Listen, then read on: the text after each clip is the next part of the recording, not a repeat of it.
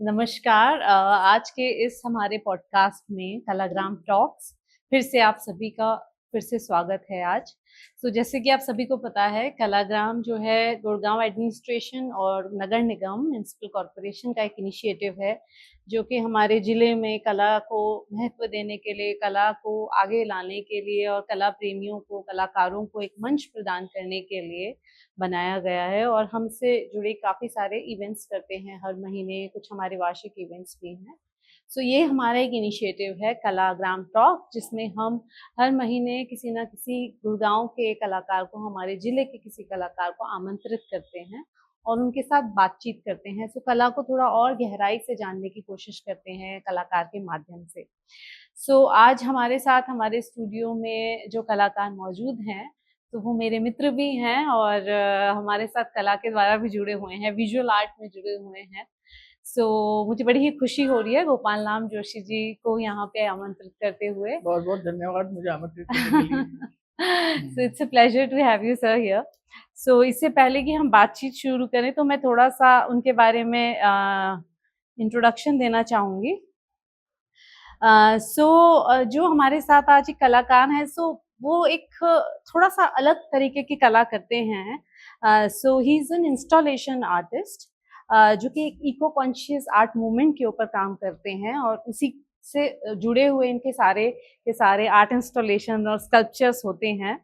He is a graduate from the school of art in Jaipur and recipient of Rajasthan Lalit Kala Academy Award. And Nam Joshi ji has defined the boundaries of contemporary sculptures by transforming scrap matter and industrial waste into powerful work of art. His creation, from tiger sculptures made of junk from WWF to monumental public installations, speak not only of artistic brilliance but also of urgent environmental and social messages. With his work installed in public spaces across India, including Delhi, Mumbai, Goa, Gopal Nam Joshi ji is a voice of both creativity and conscious in the modern art world. इसी के साथ मैं आपका स्वागत करती हूँ और अब हम थोड़े से प्रश्न पूछेंगे आपसे। जैसे कि हम वापस जाते हैं, ये तो हमने आपकी एक छोटा-सा आपका एक बताया है विस्तार कि अब आप कहाँ पर हैं।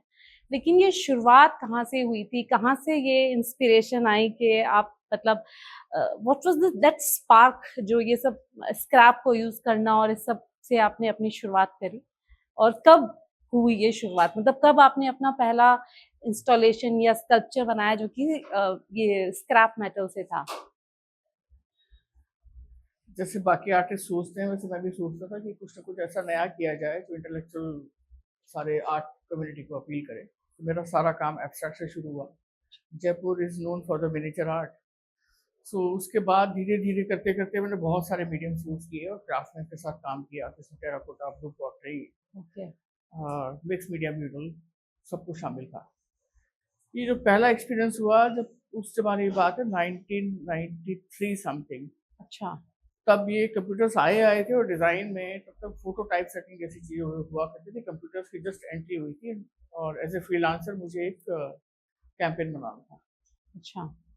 सो he is not direct friend but friend का फ्रेंड था, तो मैंने उसे बोला कि मुझे तुम्हारा स्टूडियो चाहिए होगा जिसमें 6-7 कंप्यूटर्स लगे हुए हैं and I need one assistant also.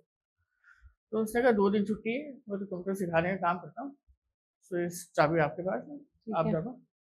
तो आई लिटिल बिट सरप्राइज़ क्योंकि उस ज़माने में बहुत कॉन्शियस थे लोग बाग कंप्यूटर है उसके लिए एसी होना चाहिए हाँ, और वो तब भी 70,000 रुपए का आता था और लोगों की तनख्वाह 5,000 रुपए हुआ करती हाँ। थी।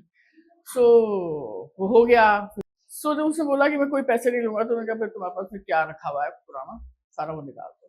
Just I want to create some mural. तो वो उन्होंने बोला कि आप नहीं, निकालो? मैंने बोला कि अच्छा। सारा सामान निकाल दो, तो उसके पास काफ़ी कुछ था, फिर कंप्यूटर रिपेयरिंग का भी काम करते थे, अच्छा। सारा कुछ था। तो 5 एमबी की पहले एक वो फ्लॉपी आती थी हाँ, फ्लॉपी आती थी। और उस तरह का सारा मटेरियल था। तो I just created a mechanical man जिसको हम कंप्यूटर मैन कह सकते हैं उसके वॉल पे।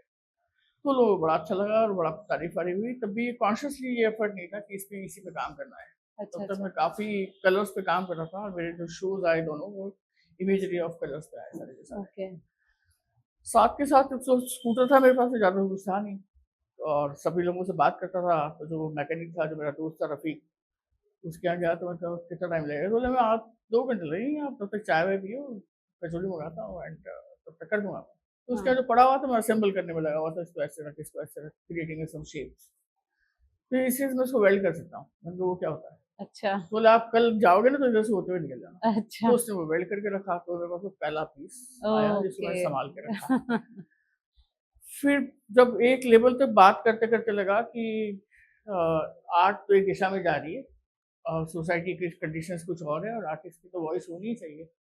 तो पत्रकारों से, इनसे सबसे काफ़ी कुछ संपर्क में था और लगातार बात होती रहती थी कि ऐसा नहीं ऐसा होना चाहिए, वैसा नहीं वैसा होना चाहिए। हुँ। तो मैंने रियलाइज़ किया कि लोग सिर्फ़ ब्लेम गेम खेल रहे हैं।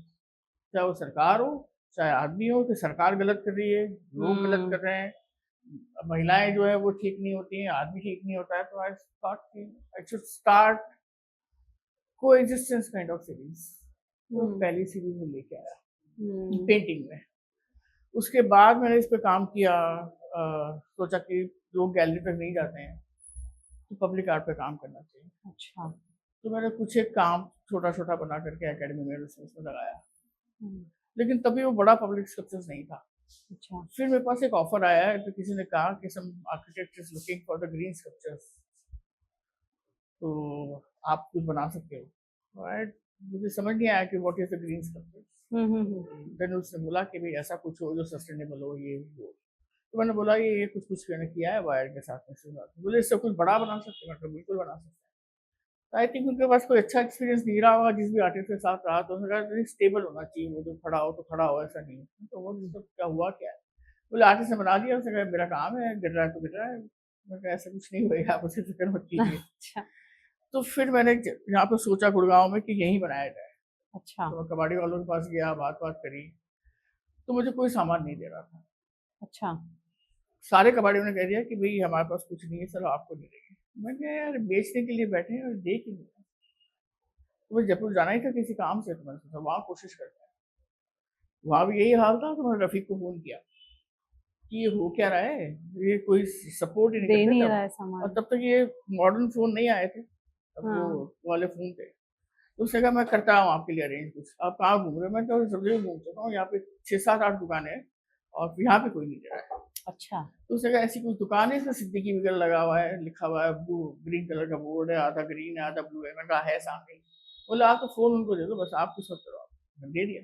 तो बात करके उसने सामान दे दिया, मैं ले आया। और मैंने एक जगह हायर करी जो कि रोड साइड दरवाजे-वरवाजे जालियाँ बनाने की होती है, तो पर डे पर हायर करी, वेल्डर भी, ये भी। तो उससे पूछा आप क्या करना चाह रहे हो? आप बहुत अच्छे रेफ़रेंस आए हो। मैंने कहा मैं गाय बनाना चाह रहा हूँ, तो सब हँस रहे थे। तो उसने कहा सर पता नहीं कहाँ से सोच रहे थे आप, ऐसा कुछ नहीं होता है। मैंने कहा कोई बात नहीं। फिर मैंने कुछ तो ड्राइंग्स करी, उसके पार्ट बनाए, मैंने कहा ऐसा-ऐसा मोड़ दो, आप अरेंज कर दो। तो जब तक टुकड़ों में था तब तक किसी को समझ नहीं आ रहा था। शायद 10वें दिन मैंने उसको खड़ा किया। खड़ा करते ही आमने-सामने भीड़ लगी थी। जो लोग बिल्कुल रिएक्ट नहीं कर रहे थे, वो कह रहे थे हम क्लीन हम करा लाते हैं, या वॉशिंग का सिस्टम है, या हीरो का वो है। तो बिल्कुल ही सिचुएशन चेंज हो गई। हुँ। तो मुझे रियलाइज़ हुआ कि when you prove yourself, people will accept you. You hmm. have to prove yourself. You have to fix that any target and you have to follow it 100%. हुँ, अगर हुँ। आप सिर्फ सोच के बैठ जाओगे, जैसे बहुत सारे क्रिएटिविटी लोग सोचते हैं कि मैं ये करूँगा तो सही, लेकिन करते ही नहीं ज़िंदगी भर। वो हुँ। कुछ और कर रहे होते हैं और वो सुविधा की ज़िंदगी जी रहे होते हैं कि भई नौकरी कर ली मैंने कुछ और कर लिया। तो determination is highly, highly required. हुँ। तो पहली गाय बनी, मैंने दिखाई, तो उन्होंने बोला कि चेक योर प्रोपोर्शंस। मैंने you check, I don't need to check. क्योंकि मेरे लिए भी ट्रांसफॉर्मेशन था, मैंने स्केचिंग बहुत की थी, इससे मुझे फ़ायदा रहा जब ये काम करते हुँ। वक़्त, नहीं तो शायद प्रोपोर्शंस में मुझे दिक्कत आती। प्रपोर्शन। देन वो पहली बार अप्रूव होते ही उन्होंने बोला कि वी हैव अ स्पेस, और एक ही जगह ताज दमदमा में मेरे 45 स्कल्पचर्स लगे। अच्छा, तो ये कौन से ईयर में हुआ था? ये इसको आज 16 साल हुए, अच्छा। 99 की बात है ये। एंड उसको इंटरनेशनल अवार्ड वगैरह मिला। अच्छा। उसके बाद मैंने एक शो अरेंज किया जो कि हैबिटेट सेंटर में था, तो उसने कहा मुझे गैलरी नहीं चाहिए। उसने कहा गैलरी हम दे देते हैं आपको, मुझे कहते चाहिए नहीं। मुझे हुँ। ओपन स्पेस में लगाना है। तो उसने कहा उसके लिए रूल्स बनाने पड़ेंगे। तो उनका फ़ोन आया 1 तारीख को कि yes we are agreed to hmm. Give you, but उनको फॉर्मेट बनाने में फिर भी 1.5 महीना लगा। तो मेरा वो शो 3 महीने चला। अच्छा। तो उससे काफ़ी सारा डिफरेंस आया, लोगों तक पहुँची, और जो मैं ऑलमोस्ट मेरे रूम में हो जाता था, कहीं जाता नहीं था, वो सब चेंज हो गया। सब कम्युनिकेशन स्टार्ट हो गया। हम्म। तो मैंने सोचा ये अच्छा मीडियम है, और फिर उस मीडियम में मैंने और काम भी किया कोएक्सिस्टेंस में। सो जैसे ये तो आपने अपनी एक जर्नी बताई कि किस तरह से ग्रोथ हुई और कैसे कैसे आपका जो एक कॉन्फिडेंस रहा, एक जो विजन रहा, उसको लेकर के आप चलते रहे और फिर धीरे धीरे सोसाइटी को भी समझ आया what you were thinking, what was in your mind. But जैसे शुरुआती दौरों में, जैसे कॉलेज के टाइम में या जब आप समझ रहे थे चीज़ों को, तो कोई कोई ऐसे कलाकार रहा हो या कोई और इस तरह का जिसका आपके जीवन पे प्रभाव रहा हो, कुछ इंस्पिरेशन रही हो, कोई ऐसे नाम हैं एक दो जो आप कहते हो कि भाई ये मेरे मेंटर हैं, या इस तरह से कोई है क्या ऐसे? क्योंकि मैं बहुत सारे लोगों से इम्प्रेस रहा हूँ, हम्म, और कॉलेज के डेज में बिल्कुल शाय स्टूडेंट से लेकर बहुत पॉपुलर स्टेज तक पहुंचा। अच्छा। कि कॉलेज में एक अचानक ये हो गया था कि यूनिवर्सिटी इसको एफिलिएट नहीं कर दी, तो मैंने कहा करना चाहिए। हम्म। तो बाकी जो सो कॉल्ड लीडर्स थे वो विड्रॉ कर गए। मैंने चिट्ठियां लिखी सबको, वीसी हम्म। को लिखी, रजिस्ट्रार को लिखी, सबको लिखी। उसका रिएक्शन होना शुरू हुआ। मतलब कि क्या चैलेंज क्या था इन्होंने कि? क्या किया, गवर्नमेंट ने नाम बदल दिया उसका और लिख दिया ये महाराजा स्कूल ऑफ आर्ट्स, जो कि पुराना नाम था 1865 का समथिंग, उसको राजस्थान स्कूल ऑफ आर्ट्स कर दिया, क्योंकि स्टेट का नाम लगा दिया। अच्छा और अच्छा। यूनिवर्सिटी ने उसको इनकार कर दिया। हैंडबुक में महाराजा स्कूल ऑफ आर्ट्स लिखा हुआ था। ओ। तो यहाँ से जो पास आउट के जो स्टूडेंट थे उनको जॉब लेने में बड़ी दिक्कत आ रही थी। अच्छा अच्छा तो दे आर अच्छा। Not registered as a college. Right right. और वो 5 इयर्स डिप्लोमा था, जो कि तब भी पोस्ट ग्रेजुएशन की इक्विवेलेंट था, आज भी है। मतलब still everybody that time is qualified, लेकिन वो मान नहीं रहे थे। और अपनी लोकल पॉलिटिक्स जो भी रही होगी। तो उस लड़ाई में, उस बातचीत में पहली बार मैं सारी क्लासेस में नीचे ऊपर जाके सबसे बात करी। मैंने कभी नहीं करी। और मेरे साथ भी लोगों ने बहुत साथ दिया। उस वक्त नए नए मंत्री जी बने थे, बीडी कल्ला साहब, उनसे बातचीत हुई, सब कुछ हुआ। इस बीच में मैं ये था कि मैं कॉलेज छोड़ने की तैयारी में था। बीच में ही? हाँ, क्योंकि अच्छा। मैं पेंटिंग करता था, इसलिए किसी ने कहा कि स्कूल ऑफ आर्ट चले जाओ। मैं वहाँ पहुँच गया। फिर मुझे लगा यार यहाँ तो माहौल भी नहीं है, दीदी जैसा कुछ है नहीं, कुछ सिखाते नहीं है, मॉडल आता नहीं है, मैं क्या कर रहा हूँ यहाँ पर। इस बीच एक बेला रावल करके एक टीचर थी, जो कि एसोसिएट प्रोफेसर, बड़ौदा से आई थी। तो उसने कहा क्या करना चाहते हो? मैंने कहा मैं ग्रेजुएशन कर चुका हूँ। तो आई ग्रेजुएट था, मैं 19 साल की उम्र में। सो और मेरे पास जॉब का ऑफर है, तो मैं तो ज्वाइन करूँगा टूरिज्म डिपार्टमेंट। तो उसने कहा भाई तुम पेंटिंग कब करोगे, फिर तुम्हारा जो शौक है? मैंने कहा जब टाइम मिलेगा, कभी कभी। तो शी सेड कि जो काम तुमको पसंद है वो तुम कभी कभी करना चाहते हो, और जो काम तुमको पसंद नहीं है, ब्यूरोक्रेसी, क्योंकि मेरे फादर ब्यूरोक्रेट थे, वो तुम रोज करना चाहते हो। तो मैंने कहा life does not have choices. ये तो ज्यादातर लोग कर ही रहे हैं, बट उन्होंने आपकी उसी वक्त आंखें खोल उसी दी। वक्त बोल दिया। तो मैं सोचा मैं सोच के बताऊंगा। आई टुक 7 days टू डिसाइड। अच्छा। एंड आई सेड कि ओके आई विल कंटिन्यू। अगर आप रुक रहे हो तो मैं कंटिन्यू कर रहा हूँ। तो उसने कहा ठीक है। देन वो सारा ये सिस्टम शुरू हो गया था। जब मैं चिट्ठियाँ लिखी तो उन्होंने अपग्रेड किया कॉलेज को, नए प्रोफेसर आए, वहाँ कमिटीज बनी। तो मैं एन एस बेंद्रे से जो बिग शॉट उस जमाने में लोग बात करते, जतिन दास जी से भी तभी मिला था, लेकिन के हेब्बर, के एस कुलकर्णी, अच्छा अच्छा। और इन लोगों से बात करके लगा कि ये सिर्फ पेट नहीं करते, इनमें जान भी उतनी है, इनमें डायरेक्शन भी है, डिटर्मिनेशन भी है, क्लियरिटी भी है, और कोई ईगो नहीं है बिल्कुल भी। They can talk to anybody. Because मैंने कॉलेज में देखा था, थोड़ा सा भी काम जानता है, उसकी अकड़ ही खत्म नहीं हो रही। तो उसने बोला ऐसा है, समुद्र के किनारे बैठा हुआ है, सामने समुद्र है, अकड़ किससे रहा है? इतनी सी मछली भी तैर रही है, बड़ी वाली मछली भी तैर रही है, तो क्या फर्क पड़ जाएगा? हिम्मत है तो तैर के बाहर निकल, क्रॉस कर। और दूसरा मैं कृपा सिंह जी से मिला, जो कि पद्मश्री थे उस जमाने में। तो मैंने कहा लोग झगड़ा करते रहते हैं, very very latest man, group pottery जब उन्हीं की देन है। तो उसने कहा ऐसा है, 2 तरीके हैं। एक तो ये कि जो लाइन उन्होंने खींची उसको मिटाओ, दूसरा तरीका है कि उससे बड़ी लाइन खींच दो। तो सोच ले, तो उससे बड़ी लाइन खींचनी। तो मेरा तो डेली यही मैसेज है। देन आई डिसाइडेड कि ये जो भी सोच रहे हैं और मैं आगे तक सोच रहा हूँ, तो मैं उसको करूँ। जब तक मैं करूँगा नहीं, तब तक ये समझ नहीं आएगा कि मैं क्या करना चाह रहा हूँ। बिल्कुल बिल्कुल। तो फिर वो करीबन 87 88 के आसपास पास आउट होने के बाद 2 साल पढ़ाया भी मैंने।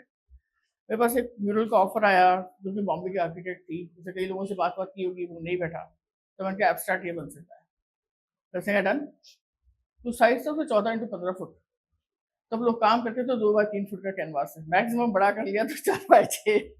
तो मैंने उस पर काम किया, उस पर ग्लास फ्लोर लगा, उसने कहा क्या चाहता है, मैंने कहा व्हाइट लाइट चाहता हूँ। बोला ठीक है मंगा दूंगी दिल्ली बॉम्बे से। तो व्हाइट लाइट लगी, उसका पूरा असर रहा पूरे शहर में, बहुत सारे लोगों ने बात करनी एब्स्ट्रैक्ट शुरू काम था की। वो एब्स्ट्रैक्ट था, वो कलर्स पे काम था, नए नए एक्रिलिक आए थे उस वक्त। अच्छा, तो colours I painting. Tried that also, मतलब ऑयल भी था लेकिन मैंने ये सब भी ट्राई किया कि जो ब्राइटनेस इसमें थी वो ऑयल में नहीं मिल रही थी। विंस्टन न्यूटन इतनी क्वांटिटी में लगाया नहीं जा सकता था, उसके लिए दिल्ली में लाइन लगा के कलर खरीदने पड़ते थे। सो it's a very different time. लेकिन हाँ, वो अप डाउन चलता रहा। जॉब भी छोड़ा जब मैं लास्ट डिजाइन कंसल्टेंट था, तो समझ नहीं आ रहा था कि मैं कर क्या रहा हूँ। लोग ऐसी जॉब के लिए मरते हैं, अब मैं इसको छोड़ के जा रहा हूँ बाहर। और जयपुर छूट नहीं रहा था फादर की वजह से, इज नॉट फीलिंग वेल। मेरे पास ऑफर आ रहे थे, मैं छोड़ नहीं पा रहा था। तो ऑफर तो ऊपर वाले की मेहरबानी है, बहुत अच्छा है। मैं इसको हासिल कर पाया नहीं कर पाया वो अलग बात है, बट आए, उसने मुझे भरोसा दिया कि हाँ मुझे कुछ आता है। क्योंकि college of art, school of art, art education students को डिमीन करने के अलावा कुछ नहीं करता है। अच्छा। वो हमेशा उसमें जितना आप कभी भी देखना, स्कूल ऑफ आर्ट से जो निकला हुआ लड़का हुआ है तो ओवर कॉन्फिडेंट होएगा या इन्फिनिटी कॉम्प्लेक्स से भरा हुआ होगा। क्योंकि या तो उसको लड़के बाहर आ रहा है या वो उसको कुछ से दब के बाहर आ रहा दब के बाहर आ रहा है। तो वो जो नेचुरल ग्रोथ वाली स्टेट है वो तो है ही नहीं।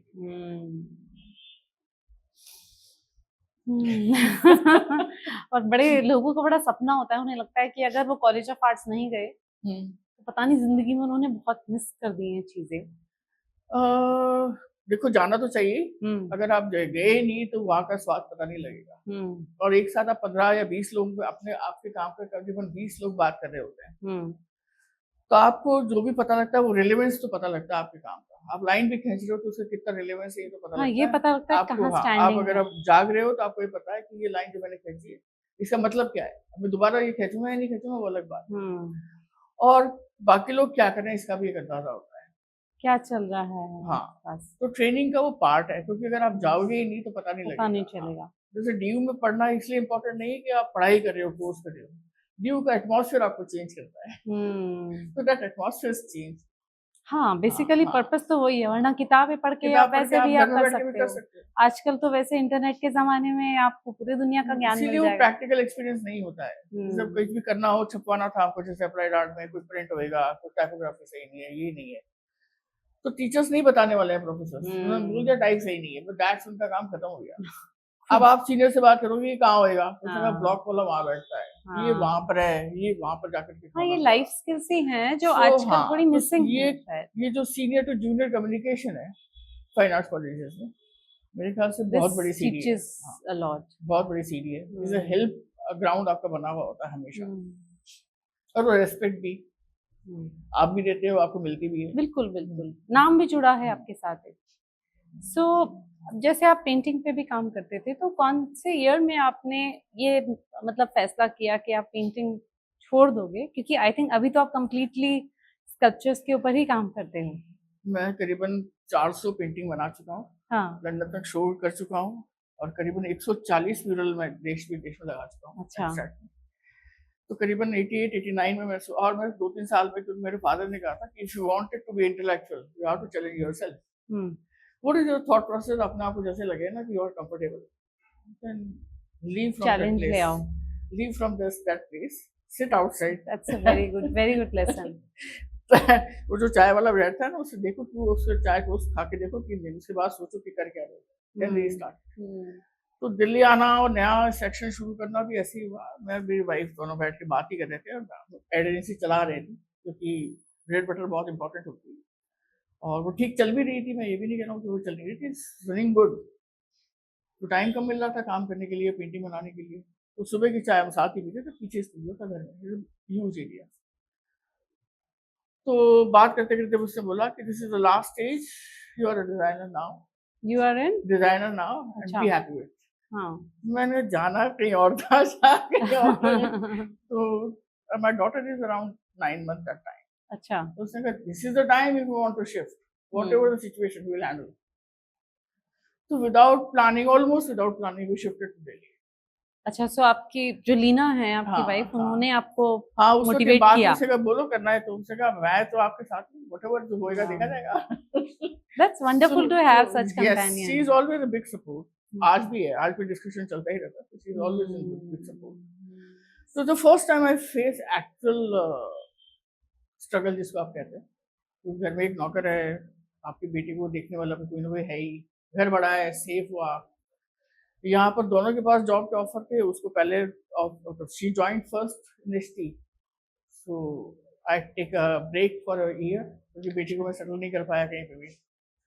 फिर वो थोड़ी बड़ी हो गई थी, उसके बाद में फिर प्ले स्कूल में जाने लगी। तो मैंने पहली मीटिंग बिजनेस मीटिंग की थी म्यूरल बनाने के लिए, वो उसको साथ ले जाके की थी मैकडोनल्ड्स में। अच्छा।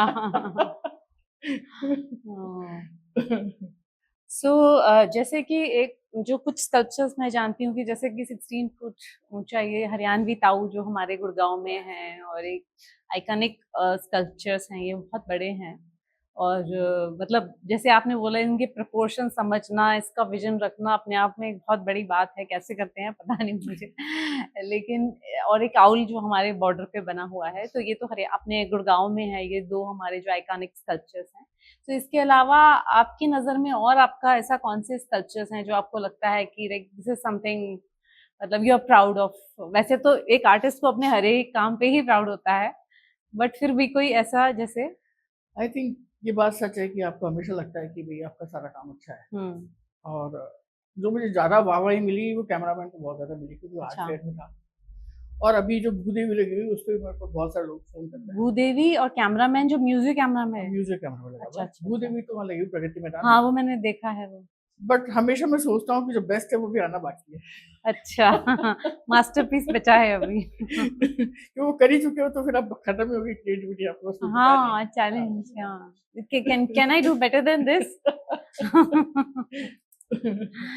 अच्छा, जैसे कि आप गैलरी से निकल के पब्लिक स्पेसेस पे आए हैं, सो एक गैलरी में तो कुछ जो लोगों को जाना है वही जाते हैं, या जिन लोगों को इंटरेस्ट है वही आते हैं, पर जो पब्लिक स्पेसेस होते हैं वो सबके लिए खुले होते हैं।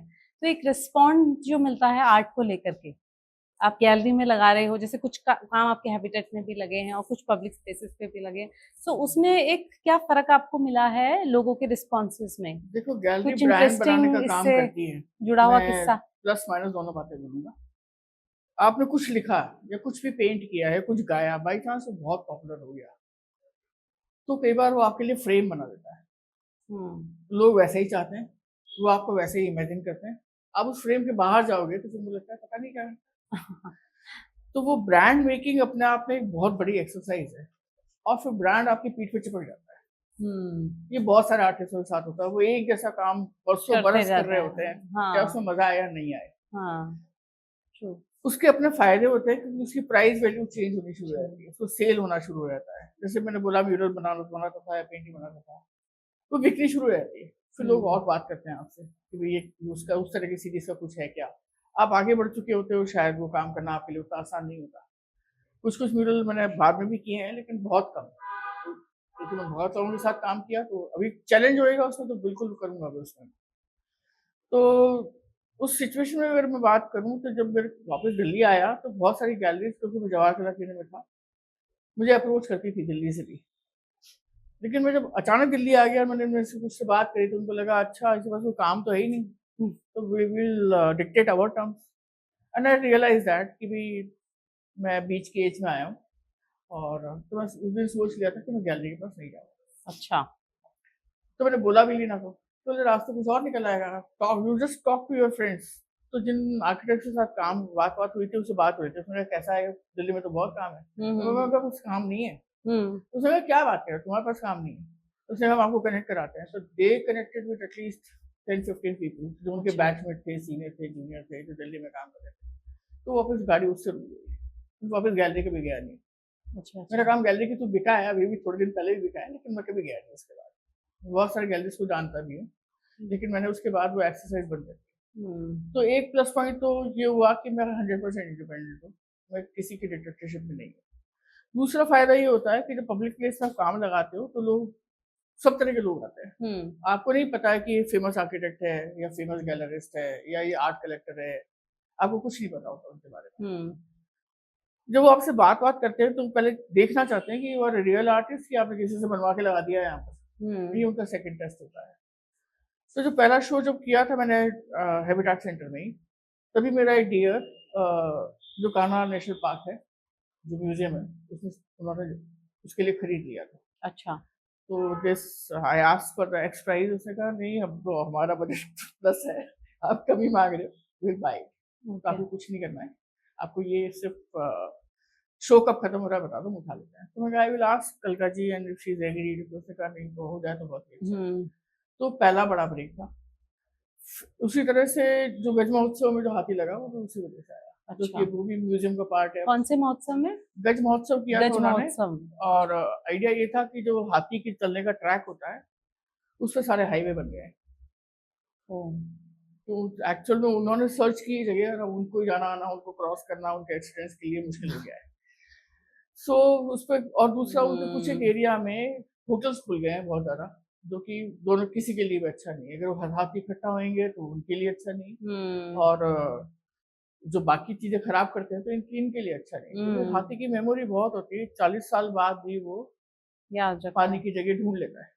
तो जो बिल्कुल यंग बच्चा जैसा है, जब वो भी लीडर हो जाएगी ग्रुप की तो वो ढूंढ लेगी। और हाथियों का जो ग्रुप होता है वो सारा महिलाओं का समूह होता है, आपको शायद पता हो।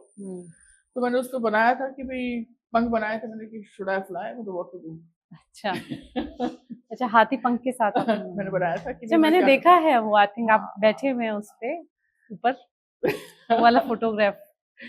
तो उससे काफी कवरेज हुआ था दिया हम्म। मिर्जा, क्योंकि तो ब्रांड एम्बेसडर थी उसकी। अच्छा, दिया बाद में मिर्जा। वो एक्चुअल उसकी भी बनी, तो अभी वो म्यूजियम में है साउथ में। हम्म। इस तरह से 4 काम तो पहुंच गए, तो उम्मीद है और पहुंचे। बिल्कुल बिल्कुल पहुंचेंगे। सो ये जो कॉन्सेप्ट है, जैसे आपने बोला कि सस्टेनेबिलिटी से भी शुरू हुआ था, सो तो इसको लेकर के ये कॉन्शियस एफर्ट था या चीज़ें हुई और फिर इसको पहचान मिलनी शुरू हो गई? मतलब इसका, जैसे अगर हम एनवायरनमेंट के साथ इसके बारे में सोचें कि आप स्क्रैप के साथ काम करते हो, तो एक तो ये कि इसका इंस्पिरेशन मतलब कब शुरू हुआ, कहाँ शुरू हुआ, कहाँ आपने रियलाइज करा कि आर्ट से ज़्यादा ये मेरे लिए है? और दूसरी ये चीज़ कि जैसे आपने पहले भी ज़िक्र किया कि इस ये सब चीज़ों को मतलब हाउ डू यू थिंक कि ये चीज़ कहाँ फिट होगी? हाउ डू यू विजुअलाइज़, और वो कैसे होता है और उसमें क्या चैलेंजेस आप फेस करते हो? तो थोड़ा-सा इसके बारे में भी हम जानना चाहेंगे। जब तक मैं म्यूरल बना रहा था तब तक चीजें मेरे हाथ में थी। मुझे हुँ। कुछ कट करना है तो मेरे हाथ में इक्विपमेंट है, मैं काट सकता हूँ। काम का तरीका भी बिल्कुल अलग था। मैं सुबह-सुबह पहुँचता था, मेरा काम करता था, 2 लेयर 3 लेयर कलर लगाता था। तब मेरे यहाँ पे वो लड़का आता था, वो सफाई-वफाई करेगा, क्लीन अप करेगा, जगह बनाएगा। कहीं व्हाइट लगाना है तो व्हाइट के 2-3 कोट लगाएगा, अच्छा, अच्छा। पतले-पतले बना के रखे हुए मैंने। देन मैं वापस 4 बजे जाऊँगा, मैं हुँ, 12 बजे निकल गया वहाँ से, फिर रात तक देर रात तक काम करता हूँ। हुँ, जब मैंने इस पे काम करना शुरू किया तो जो सिस्टम है कि you have to manage people, जो वेल्डर्स हैं, हुँ, उनका टाइमिंग है, उनका कंडीशंस है, हुँ, और डस्ट है सारी की सारी। हुँ, फिर वो आप जो सोच रहे हो उसके लिए आपको अप्रोप्रिएट चीज़ें चाहिए। तो वैसे वर्षा होता है, जैसे आप कभी अच्छी सी सब्जी देख लेते हो सोचते हो आज यही बनाएंगे, हुँ। वैसे कोई बहुत अच्छा सा मटेरियल मिल जाता है, आपको लगता है इससे ये चीज़ बहुत अच्छी बनेगी। अच्छा। उल्टा भी होता है, आपको ये चीज़ बनानी है, फिर आप सोचते हो कि इससे कैसे क्या होएगा, फिर आप काम करते जाते हो। तो हाँ, what is the process? Do you collect material first and then think, और डू यू उस yes, I collect material first, क्योंकि पहले शुरू-शुरू में मैंने कुछ काम किया और बिना, क्योंकि वैसे सामान नहीं मिल रहा है, मैं आधी बॉडी बना चुका हूँ, तो मुझे रुकना पड़ा। अच्छा। तो मैंने सोचा है कि जितने कबाड़ी हैं सब जानते हैं मुझे गुड़गाँव में। तो जैसे मुझे स्पार्क प्लग चाहिए था, मैंने अच्छा, बोला आप इकट्ठे कर लो, जितने होंगे मैं एक बार में ले जाऊँगा। तो मैं करीबन 15 दिन बाद एक राउंड लगाया, इकट्ठा कर दिया। अच्छा, तो अच्छा। This is the way I collect अच्छा, फिर material. Then you have to बीच में थोड़ा-सा गैप। और दूसरा मुझे लगता है कि इसमें अपने आप में कैरेक्टर है जो मैं मटेरियल उठा के लाता हूँ। तो I wanted to maintain that, कि वो उसमें मार्क लगा हुआ है, जैसे हीरो होंडा के वो टंकियाँ थी, तब हीरो होंडा नहीं है, बट वो फ्रेम रहेगा हीरो होंडा का। हुँ, so it's a time bond kind of thing. हुँ, तो उन सबको भी ध्यान रखता हूँ कि वो सब होना चाहिए। हुँ। और आर्टिस्ट सेंसिटिव होना चाहिए, तो मैं पब्लिक इश्यूज को बहुत उठाया है, जैसे पैट्रियार्कल डिकोड भी है। हाँ, हाँ, डिकोड, पैट्रियार्कल डिकोडिंग। और इसको एनवायरनमेंट के साथ अगर हम जोड़ें तो? देखो एनवायरनमेंट दो प्रोसेस का है, एक तो मेंटल एनवायरनमेंट है जो आप बना रहे हो, आप और मैं बना रहे हैं। हुँ, दूसरा एनवायरनमेंट है जो एक्चुअल है, जिसको हम डैमेज कर रहे हैं। बिल्कुल। पर ultimately we are the creators, हुँ, इधर पॉजिटिव साइड और इधर नेगेटिव साइड। और मैं पढ़ता भी था, पढ़ाता भी था कि जो आर्ट है वो सबकॉन्शियस पे बहुत टाइम तक छाई रहती है। अगर आप कोई मैसेज उसके थ्रू कम्युनिकेट करते हो तो वो हर क्लास में कम्युनिकेट हो जाएगा और वो रहेगा उनके दिमाग में बहुत टाइम तक। और वो चीज़ें ग्रो करती है। जैसे आपने कोई पेंटिंग आपके कमरे में लगाई है, आपको हो सकता है पहले दिन पसंद नहीं आए, 6 महीने बाद आप कनेक्ट हो जाओगे। वो हट गई तो आपको लगेगा अरे कैसे हो गया, खाली कैसे हो गया ये। So this things grow time bye bond. तो मेरा जो इवॉल्व। हाँ, तो पब्लिक आर्ट को मेरा सोचने का तरीका ये था कि जब तक मैं ये लगाऊंगा नहीं, तब तक वो कम्युनिकेट नहीं होगा और उसका असर बहुत होता है। मतलब यहाँ तक हालत है कि मैं कहीं जा रहा था तो बात करते फिर बोला आप आर्टिस्ट हो? बना हाँ, तो क्या बनाते हो? मैं तो ताऊ मेरा बनाया हुआ। तो उसने मुझे छोड़ दिया जहाँ मुझे छोड़ना था। मैं कितने पैसे ले भाई साहब, आपसे पैसे नहीं लूँगा। अच्छा। तो he is just an auto rickshaw driver. मुझे अच्छा। काफ़ी देर स्ट्रगल करना पड़ा फिर भी नहीं माना वो। तो उसने कहा आपने इतनी बड़ी चीज़ दे दी गुड़गाँव को, मैं तो वहीं रहता हूँ। अच्छा। सिलो खराब है, मैं तो रोज़ देखता हुआ। अच्छा। So there are public impact and you realize it with Look this at kind that. of an incident. So these are the awards for me. या एब्सोल्युटली। आई मीन बहुत बड़ी बात है ऑटो रिक्शा वाले के लिए इस तरह से करना। भाई उसकी तो रोजी रोटी है हाँ। और मैं बहुत कोशिश करी उसको कन्विंस करने की कि मैं पे कर सकता हूँ, इसलिए पे कर रहा हूँ, इसलिए नहीं कर रहा हूँ कि तुमको ये है। बोले तो कोई बात नहीं, मैं भी तो कुछ पैसे कमाता हूँ। That's very sweet of him. और ये आप सही कह रहे हैं, it's a real award for an artist. So अगला मेरा प्रश्न है जो मैं हर आर्टिस्ट से पूछती हूँ कि जैसे बहुत सारी बार हर आर्टिस्ट को काम करते करते मतलब वैसे तो आर्ट अपने आप में एक्सप्रेशन है, लेकिन एक इमोशनल फटीग हो जाता है and you feel burned outs बहुत सारी चीजें करते हुए। तो आपको अगर उसी से हो जाता है तो how do you unwind yourself? मतलब कहाँ पे आप अपना आपको अपना पेट्रोल ढूंढते हैं? आप अगर हम बात करें तो। Art is the biggest affair. आप हाँ। हमेशा अपने गर्लफ्रेंड से खुश नहीं रह सकते या वो आपसे खुश नहीं रह सकती। हाँ। तो कभी तो झगड़ा होगा ही, उस दिन फ्रस्ट्रेशन भी होएगा ही होएगा। आप झुंझलाओगे भी, बड़बड़ाओगे भी, उसको रीएनालाइज भी करोगे, उसने क्या कहा था, आपने क्या कहा था, सिचुएशन क्या थी। I think the point you search out the answer, the failure shows you कि ये कैसे होएगा। लाइक अच्छा। इतना बड़ा वेट है, वो गिरेगा या आपकी बात कही जा रही है वो लोग नहीं मान रहे हैं क्योंकि उनको लगता है स्ट्रक्चर इंजीनियर तो वो है, आपको लगता है इससे इतना हैवी स्ट्रक्चर से इसकी इंप्रेशन खराब हो जाएगा। तो आपको ये जज करना पड़ता है कि आप सही हो या वो गलत हो। तो आपको उस दिन बुरा लगता है कि यार ये हर आदमी आर्टिस्ट को बेवकूफ क्यों समझता है। लेकिन आपको भी उतनी ही एक्सरसाइज करनी पड़ती है अपने आप को प्रूव करने के लिए कि मैं सही हूँ। तो आप उस आके स्टूडियो में दोबारा एक्सपेरिमेंटेशन करते हो कि इतना वेट इस एंगल पे ले रहा है कि नहीं ले रहा है। बट क्योंकि वो क्वेश्चन आ गया आपके सामने, क्वेश्चन का आंसर आएगा तब आगे बढ़ो और क्वेश्चन आपको फ्रस्ट्रेट करेगा ही करेगा। ये तो हमारा चैलेंज हुआ that how to overcome that challenge. लेकिन where do you find your peace in life? कोई कब आप मतलब अगर आपको बोले कि आपको छुट्टी पे जाना है तब क्या करना चाहोगे? मैं ब्रेक तो लेता हूँ बहुत सारे, क्योंकि मैं जब नेक्स्ट सीरीज सोच रहा होता हूँ कुछ भी कि भी मुझे ये नहीं ये करना है, वो नहीं वो करना है, तो मैं चाहे वो टुकड़ों में कुछ भी लिखा हुआ हो, मुझे एक्चुअल उसकी पूरी इमेज बनाने में टाइम लगता है। तो मैं कुछ नहीं करता। जैसे मैं हरिद्वार गया तो मैं एक ऐसी प्रयाग ऐसा स्पॉट ढूंढा जहाँ नदी बिल्कुल पास में, जहाँ पे नदी बिल्कुल पास में है। अच्छा। तो मैं कुछ नहीं करूँगा, सुबह जाके उठ के बैठ जाऊँगा। मतलब मैं कोई नोट्स नहीं बना रहा, कुछ नहीं कर रहा। I just looking at around, I just need some space to recollect myself. मेरे लिए बहुत होता है। सो जैसे ये रिसाइकलिंग आर्ट होता है जो आप स्क्रैप के साथ काम करते हैं, तो व्हाट डू यू थिंक इसका फ्यूचर है आगे? जो आगे हमारे आने मतलब ये एआई भी आप समझ लीजिए है, और ये रिसाइकलिंग आर्ट का क्या फ्यूचर आपके हिसाब से है एंड आपका इसमें रोल क्या है? How do you see yourself into this development? मैं जो काम कर रहा हूँ सर आप साइकिल है, बीच में कोई साइकिल नहीं है। और फ्यूचर वाइज अगर मैं बात करूँ तो हम मुश्किल से उस जब मैंने काम शुरू किया था शायद एक आध दो लोग और होंगे तो होंगे इस देश में। उसके पहले ऐसा नहीं कि काम लोग नहीं करते आए हैं। बट ऐसा कुछ ये नहीं था कि इसका असर बहुत सारा हो रहा है। अब करीबन 5,000 से ज़्यादा आर्टिस्ट इस फील्ड में काम करते हैं। तो एक असर तो आपको सब जगह देखने को मिलता है। वो सारा श्रेय मैं अपने हाथे में नहीं डाल रहा हूँ, लेकिन ये मूवमेंट की तरह आया और इंस्टा और इस वजह से सब जगह पूरी दुनिया में सक्सेसफुल रहा।